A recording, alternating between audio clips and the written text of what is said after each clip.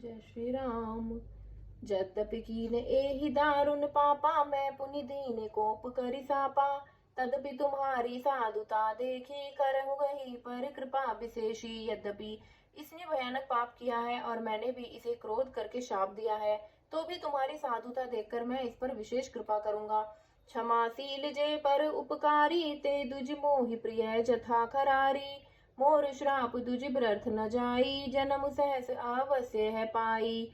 हे द्विज, जो क्षमाशील और परोपकारी होते हैं वे मुझे ऐसे ही प्रिय हैं जैसे खरारी। श्री रामचंद्र जी, हे द्विज, मेरा शाप व्यर्थ नहीं जाएगा, यह 1000 जन्म अवश्य पाएगा। जन्मत मरत दुसई दुख होई, एहि स्वल्पहु नहीं व्यापहि सोई।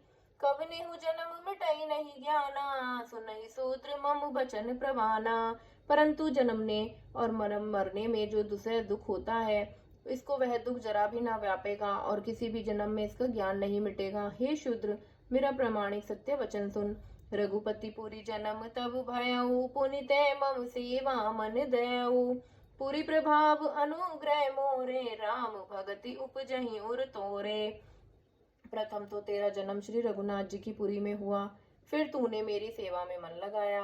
पुरी के प्रभाव और मेरी कृपा से तेरे हृदय में राम भक्ति उत्पन्न होगी। सुनु मम बचन सत्य अब भाई, हर्षो तन व्रत दुज सेवकाई। अब जनि करई विप्र अपमाना, जाने सुसंत अनंत समाना। हे भाई, अब मेरा सत्य वचन सुन। द्विजों की सेवा से ही भगवान को प्रसन्न करना क्या करने का व्रत है। अब इसी ब्राह्मण का अपमान न करना। संतों को अनंत श्री भगवान ने ही सामान्य जानना है। इंद्र कुलिस मम सूल विशाला, काल दंड हरि चक्र कराला। जो इन कर मारा नहीं मरई, विप्र द्रोह पावक सो जरई। इंद्र के वज्र, मेरे विशाल त्रिशूल, काल के दंड और श्री हरि के विकराल चक्र के मारे भी जो नहीं मरता, वह भी विप्रद्रोह रूपी अग्नि से भस्म हो जाता है। अस विवेक राखै मन माही, तुम्हें कह जग दुर्लभ कछु नाही। कौरव काशी मोरी, अमृत हित गति ओही तोरी।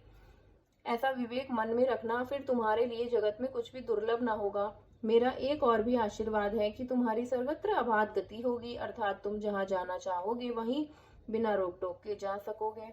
सुनि शिव वचन हर्षि गुर, एव मस्तु इति भाषी। मोहि प्रबोधि गयउ गृह, शंभु चरण उर राखी। आकाशवाणी के द्वारा शिव जी के वचन सुनकर गुरु जी हर्षित होकर ऐसा ही हो यह कहकर मुझे बहुत समझाकर और शिव जी के चरणों को हृदय में रखकर अपने घर गए।